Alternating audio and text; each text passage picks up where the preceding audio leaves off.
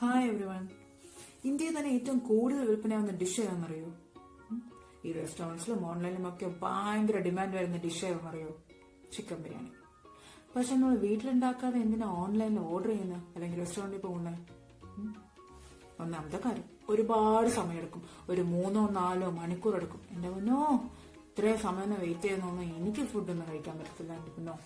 രണ്ടാമത്തോ, ഒരുപാട് ഇൻഗ്രീഡിയൻസ്, ഒരു 30-40 ഇൻഗ്രീഡിയൻസ് ഉണ്ട്. ഇതൊക്കെ ഞാൻ ഉണ്ടാക്കുന്നതിനകത്ത് ഞാൻ കടയിൽ പോയി തന്നെ കഴിക്കാം എന്നുള്ളൊരു തോട്ട്. മൂന്നാമത്, ഈ റെസ്റ്റോറൻറ്റിൽ കിട്ടുന്ന പോലത്തെ പ്ലേറ്റ് കൊണ്ട് നിൽക്കുന്നു, ആ പോട്ടിൽ ബിരിയാണി കൊണ്ടുവരുന്നു, ആദ്യം നമ്മൾ ബിരിയാണി എടുത്ത് പ്ലേറ്റിലോട്ട് ഇടുന്നു. ആ ബിരിയാണി, ആ ചോറ് ഇങ്ങനെ തരിതരിയായിട്ട് വീഴുന്നതും, പിന്നെ നമ്മുടെ പീസൊക്കെ നല്ല വെന്തിരിക്കുന്നതും, ആ ചോറ് മാത്രമായിട്ട് നമുക്ക് ചില സമയത്ത് കഴിക്കാൻ തോന്നും. അത്രയ്ക്ക് ടേസ്റ്റി ആയിരിക്കും. ഇതുപോലൊന്നും നമുക്ക് വീട്ടിലുണ്ടാക്കാൻ പറ്റത്തില്ല എന്നുള്ളൊരു തോട്ട്. അപ്പൊ ഞാനിന്ന് എന്താ ഉണ്ടാക്കാൻ പോകുന്നുള്ള കാര്യം നിങ്ങൾക്ക് മനസ്സിലാക്കാം അല്ലേ? ചിക്കൻ ബിരിയാണിയാണ്, അതും തമിഴ്നാട് സ്റ്റൈൽ ചിക്കൻ ബിരിയാണി.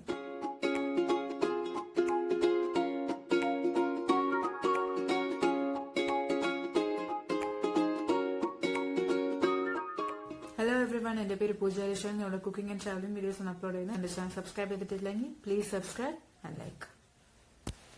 ഇനി ഇതിന്റെ ചേരുവകൾ എന്താ നമുക്ക് നോക്കാം.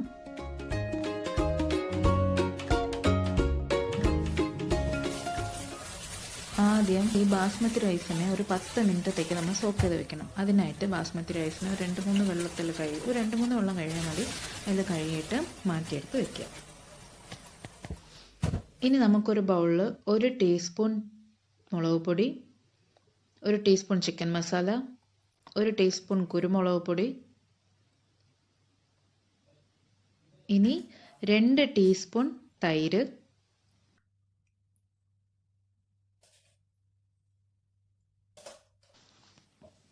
1 ടീസ്പൂൺ എണ്ണ, വെറും 1 ടീസ്പൂൺ മതി. പിന്നെ ഇനി ആവശ്യത്തിനുള്ള ഉപ്പും കുറച്ച് വെള്ളവും കൂടെ ചേർത്ത് തന്നെ നല്ല മിക്സ് ചെയ്യുക. മിക്സ് ചെയ്ത് ഈ പരുവത്തിലാക്കണം. നല്ല മിക്സ് ആയിട്ടുണ്ട്. അപ്പോൾ ഇതിനെ നമുക്കിനി ചിക്കനിലോട്ടിട്ട് നല്ല മിക്സ് ചെയ്യാം. ആ മിക്സ്ചർ ചിക്കനിലോട്ട് നല്ല പിടിക്കണം. അതുപോലെ നല്ല മിക്സ് ചെയ്ത് എടുക്കണം.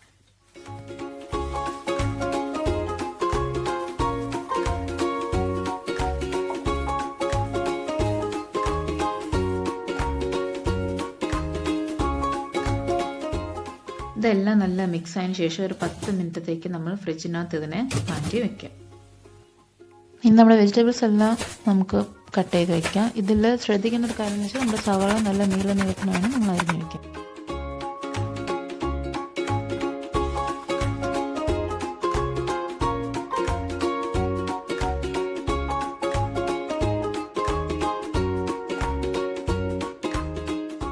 വെള്ളം ചൂടാക്കാൻ വെക്കുമ്പോൾ ഒരു പട്ട, ഒരു സ്റ്റാർ, 2 ഏലക്കയും കൂടെ ഇട്ട് ചൂടാക്കാം.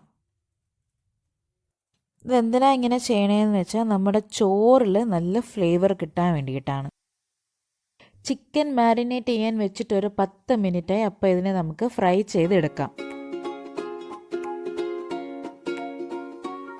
ഒരുപാട് ഫ്രൈ ആവണ്ട, ഒരു 3/4 വെന്താൽ മതി ചിക്കൻ.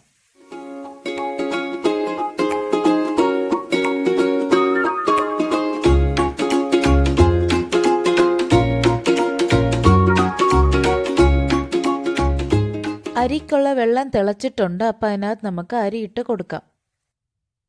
അരി നമ്മൾ വേവിക്കാനായിട്ട് ഇടുന്നതിന് മുന്നേ വെള്ളം നല്ല തിളച്ചിട്ടുണ്ടോ നമ്മൾ നോക്കണം. എന്നിട്ടേ നമ്മൾ അരി ഇടാൻ പാടുള്ളൂ.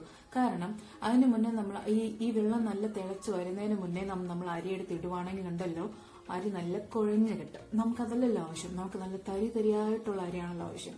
സോ വെള്ളം നല്ല ചൂടായിട്ട് വേണം നമ്മൾ അരി ഇടാൻ. ഓൾസോ നല്ല തീ കൂട്ടി വെക്കരുത്, അല്ലെങ്കിൽ അരി പെട്ടെന്ന് വെന്തു പോകും. അപ്പം അരി ഇട്ട ഉടനെ തന്നെ ആ തിളയ്ക്കുന്ന വെള്ളത്തിന്റെ ആ ഫ്ലെയിം നമ്മൾ കുറയ്ക്കണം. ഒരു മിനിമം ഫ്ലെയിമിലാക്കിയിട്ടിട്ട് നമ്മൾ അരി നല്ല വേവിച്ചെടുക്കണം.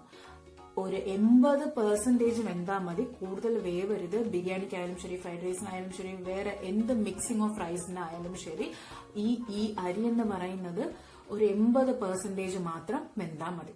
ഇനി ചിക്കൻ ഒരു 3/4 വെന്തിട്ടുണ്ട്. അപ്പോൾ ഇതിനെ നമുക്ക് പ്ലേറ്റിലോട്ട് മാറ്റാം.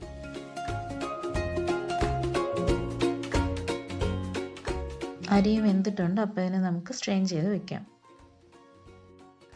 അരിയിൽ ഇട്ട പട്ടയും സ്റ്റാറും 2 ഏലക്കയും ഞാൻ മാറ്റി വെച്ചിട്ടുണ്ട്. അതിൻ്റെ കൂടെ തന്നെ ഒരു 3 ഏലക്കയും കൂടെ ചേർത്താണ് ഞാനിപ്പോൾ എണ്ണയിലിടുന്നത്.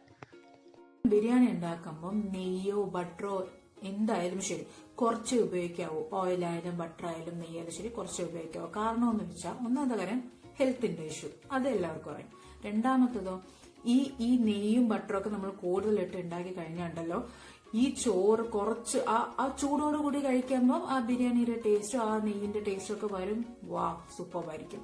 പക്ഷേ ആ ബിരിയാണിയുടെ ചൂട് അങ്ങ് പോയി തുടങ്ങിയിട്ട് ഇപ്പൊ നമ്മൾ ഉച്ചയ്ക്ക് വെച്ച ചോറ് ഇപ്പൊ നമ്മൾ ഒരു വൈകിട്ടോ എല്ലാം നമ്മൾ കഴിക്കുന്നെങ്കിൽ നമുക്ക് ആ ബിരിയാണിയുടെ ടേസ്റ്റ് ഒരിക്കലും വരത്തില്ല. അതിന് പകരം ആ നെയ്യിന്റെ ആ ടേസ്റ്റ് ആയിരിക്കും വരുന്നത്.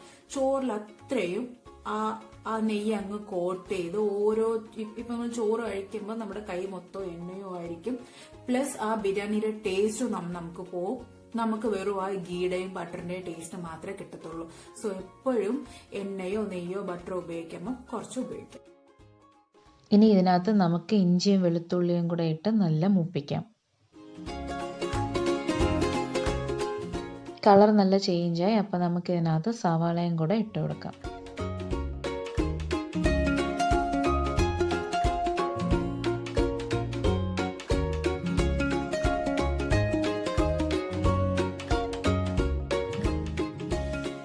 ഇതിൻ്റെ കൂടെ തന്നെ നമുക്ക് ആവശ്യമുള്ള ഉപ്പും കൂടെ ഇട്ട് കൊടുക്കാം. അതാകുമ്പോൾ സവാള ഒന്ന് പെട്ടെന്ന് വഴണ്ട് കിട്ടും.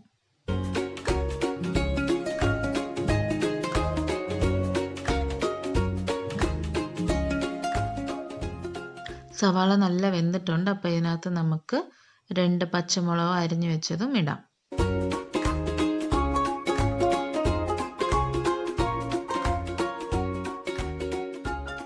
ഈ സവാളയും പച്ചമുളകും നല്ല വഴണ്ടിട്ടുണ്ട്. അപ്പോൾ ഇതിനകത്ത് നമുക്ക് തക്കാളിയും പുതിന ഇലയും മല്ലിയിലയും കൂടെ ഇട്ട് കൊടുക്കാം.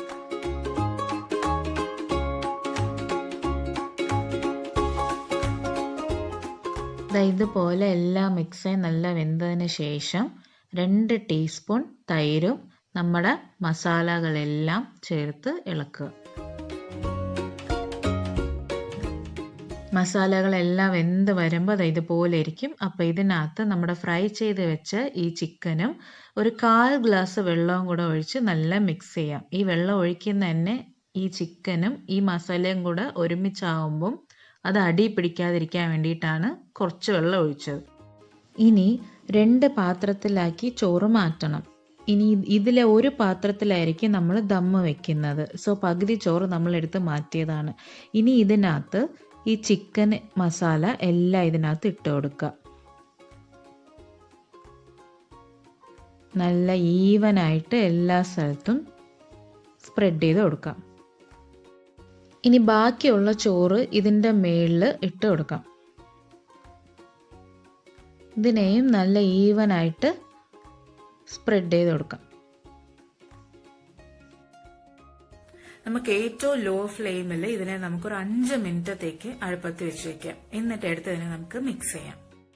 5 മിനിറ്റ് ആയിട്ടുണ്ട്. അപ്പോൾ ഇതിനെ അടുപ്പിൽ നിന്ന് മാറ്റിയിട്ട് ഇതുപോലെ മിക്സ് ചെയ്യുക. എപ്പോഴും മിക്സ് ചെയ്യുമ്പം താഴേന്ന് മേളിലോട്ട് മിക്സ് ചെയ്യാൻ നോക്കുക. അല്ലെങ്കിൽ ഇടയ്ക്കുള്ള ചിക്കനും മേളിലുള്ള ചോറ് മാത്രമേ മിക്സ് ആവത്തുള്ളൂ. സോ എപ്പോഴും താഴേന്ന് മേളിലോട്ട് മിക്സ് ചെയ്യാൻ നോക്കുക. ചോറും മസാലയും ഇതുപോലെ നല്ല മിക്സ് ചെയ്തെടുക്കുക.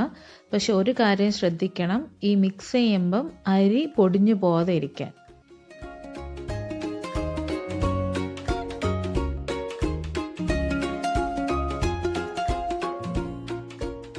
ഇതിപ്പോൾ നല്ല മിക്സായി. അപ്പോൾ ഇതിനെ നമുക്ക് സെർവിങ് പ്ലേറ്റിലോട്ട് മാറ്റാം. ചിലർക്ക് പൈനാപ്പിൾ ബിരിയാണിയിൽ ഇടുന്ന ഭയങ്കര ഇഷ്ടമാണ്. അപ്പോൾ വേണമെങ്കിൽ നമ്മൾ ആ ലെയർ വെക്കുന്ന സമയത്ത് തന്നെ പൈനാപ്പിൾ വെക്കാം.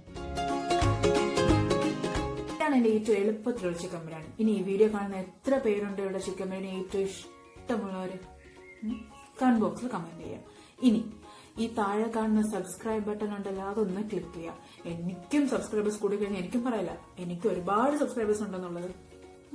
Please subscribe. ഇനി പുതിയൊരു വീഡിയോയുമായി നമുക്ക് ഉടനെ കാണാം.